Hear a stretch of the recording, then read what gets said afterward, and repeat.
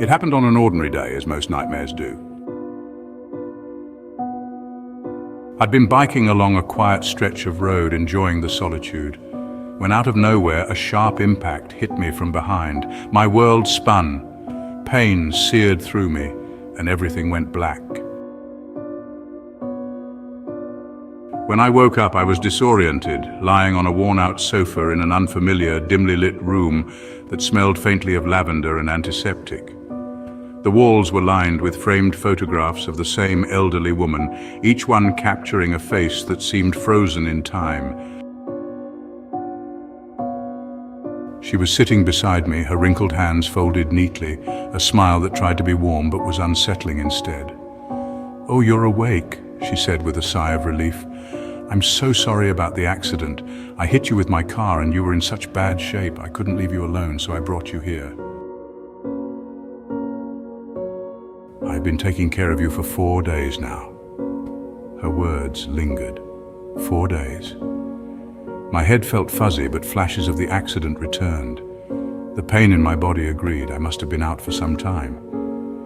I felt anger and confusion well up in me, but I reminded myself she was just a frail old woman who had likely panicked and tried to do her best. Despite my wariness, I decided to play along, for now.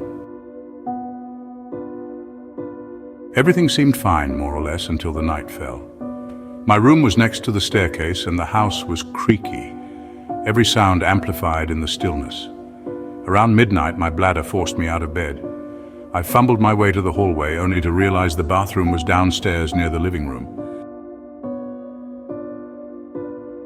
The house was dim, shadows spilling across the walls, and as I crept down the stairs, a strange feeling started to creep over me. The living room was a cold shade of grey, the old woman nowhere in sight. Just as I reached the bathroom door, something caught my eye. A dark trail of red smeared along the floor like dragged paint, leading from the kitchen to the basement door. My breath hitched. I told myself it was nothing. Maybe she'd spilled something or hurt herself. But my gut twisted. I hesitated, then forced myself closer. The door to the basement was slightly ajar. I peeked through the crack, peering into the thick darkness below. A metallic smell wafted up, one I couldn't mistake, the unmistakable, iron-rich scent of blood. It was a pile of clothes, blood-soaked and tossed in a careless heap. Next to it lay a single shoe, as if discarded in a rush. Suddenly I heard a low humming, soft and melodic, coming from somewhere deeper in the basement. Following the sound, I made my way toward a room at the far end, the door slightly ajar. Inside, the old woman was hunched over a table, her back to me, hands busily working on something. My heart raced. I squinted to make out the details, and that's when I saw it. She was stitching together a face, or pieces of one, sewn crudely like a macabre patchwork, her hands moving expertly, humming as though she were knitting a cozy blanket. A floorboard creaked under my weight, and her hands stilled.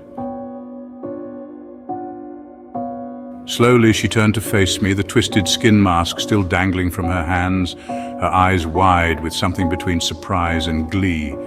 "Oh dear, you shouldn't be down here," she said, her voice soft, a warning wrapped in kindness.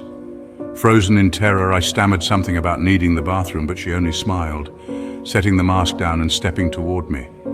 Her hands reached out, stained with the remnants of who knew how many victims, closing the gap between us. Now," she cooed. "You were so helpless when I found you, just like the others." Her voice dropped to a whisper, eyes gleaming. "I saved you."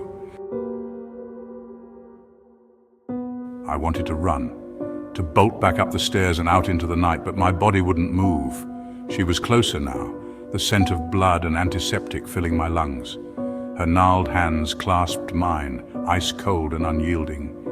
"You don't have to go anywhere," she murmured. "I've already taken care of you." Her grip tightened, and as she whispered those words, darkness closed in around me. I'd fallen right into her trap, just another unlucky soul claimed by the house.